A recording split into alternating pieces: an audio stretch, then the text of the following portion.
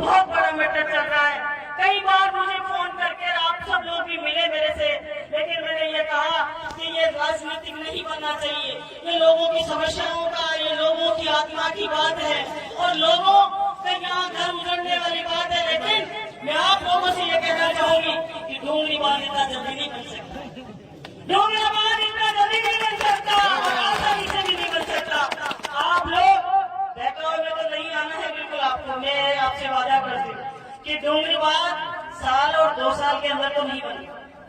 और जब तक आप ताकत लगाना और कांग्रेस सरकार लेकर आना, हम चाहे सरकार के खिलाफ लड़ना पड़े, हम आपके साथ में खड़े रहेंगे। आप लोगों से वादा करते सम्मान किया इस गांव में आकर, मुझे ऐसा लगा ही नहीं कि मैं यहाँ की विधायक नहीं हूँ। और आप लोगों ने जिस तरीके से प्रेम बरसाया, मैं समझ सकती हूँ कि आपका प्रेम आशीर्वाद मैं कभी हमेशा के लिए याद रखूंगी। आज पहली बार इस गांव के अंदर आई हूँ। मैं विधायक जरूर नहीं हूँ सवाई माधोपुर की, लेकिन जिलाध्यक्ष बनने के बाद मैं थोड़ा थोड़ा अपनी जिम्मेदारी समझने लगी हूँ जिले पर।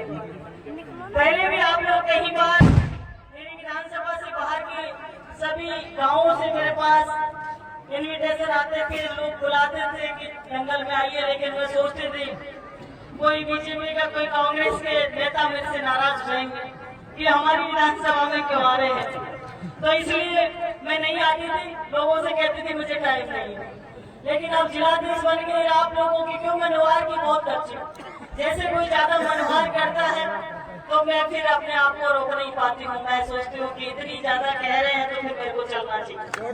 तो इसलिए आज की झोंपड़ी के जो लोग मेरे साथ पंच पटेल वहाँ गए घर पे और इन्होंने कहा कि आपको जरूर आना है, तो उन्होंने ये भी कहा कि हमारी माता बहनें आपसे मिलना चाहती, तो इसलिए मैंने इनका प्रेम भी देखा अभी, तो माता बहनों की वजह से भी विशेषकर मैं आई हूँ।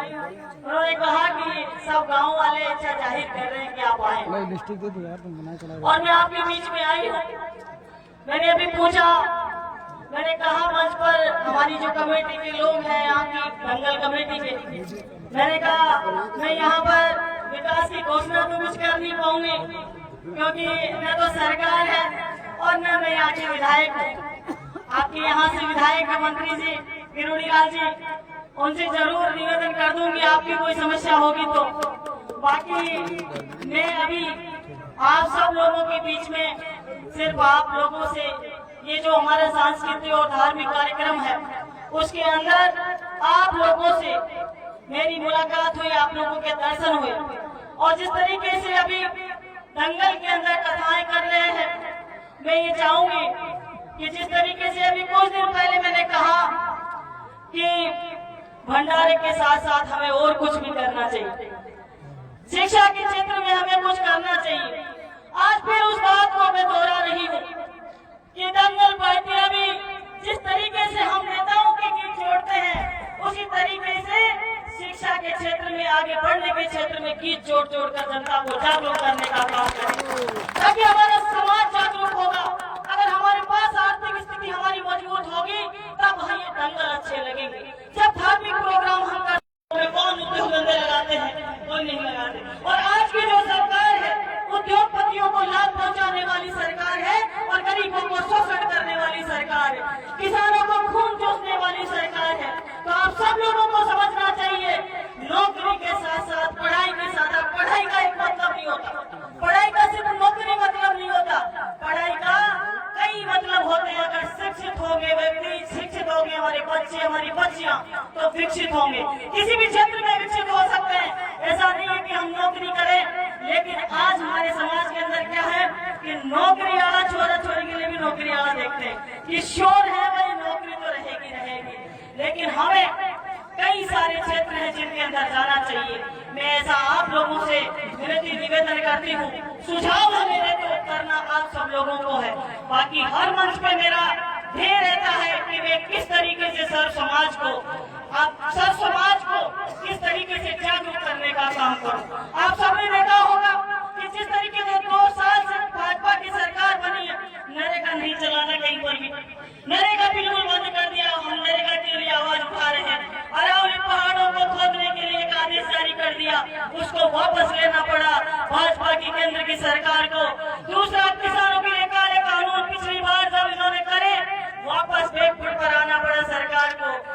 तरीके से मैं आपसे कहना चाहूंगी कि आप लोगों को जागरूक रहने की आवश्यकता है। डूंगरी बांध का आपका बहुत बड़ा मैटर चल रहा है। कई बार मुझे फोन करके आप सब लोग भी मिले मेरे से, लेकिन मैंने ये कहा कि ये राजनीतिक नहीं बनना चाहिए। ये लोगों की समस्याओं का, ये लोगों की आत्मा की बात है और लोगों के यहाँ घर उजड़ने वाली बात है। लेकिन मैं आप लोगों से ये कहना चाहूंगी कि डूंगरी बांध इतना जल्दी नहीं बन सकता, डूंगरी बांध इतना जल्दी नहीं बन सकता और आसानी से भी नहीं बन सकता। आप लोग बैकग्राउंड में तो नहीं आना है बिल्कुल आपको, मैं आपसे वादा करती हूँ कि डूंगरी बांध साल और 2 साल के अंदर तो नहीं बनी। और जब तक आप ताकत लगाना और कांग्रेस सरकार लेकर आया, हम चाहे सरकार के खिलाफ लड़ना पड़े, हम आपके साथ में खड़े रहेंगे। आप लोगों से वादा करते हैं। जिस तरीके से आपका प्रेम मेरे साथ है, मैं चाहूंगी कि जब मैं कांग्रेस की एमएलए हूँ पूरे जिले के अंदर, तो हम कांग्रेस के एमएलए हैं। आप सबने देखा होगा कि जिस तरीके से विधानसभा के अंदर ऐसा नहीं है कि पूरी हम पहले क्या करते थे, पूरे राजस्थान के पूरे जिले के सवाल लगाया करते थे, लेकिन आज भाजपा की सरकार ने क्या किया है कि एक गांव का विधानसभा का सवाल आप लोग लगाइए।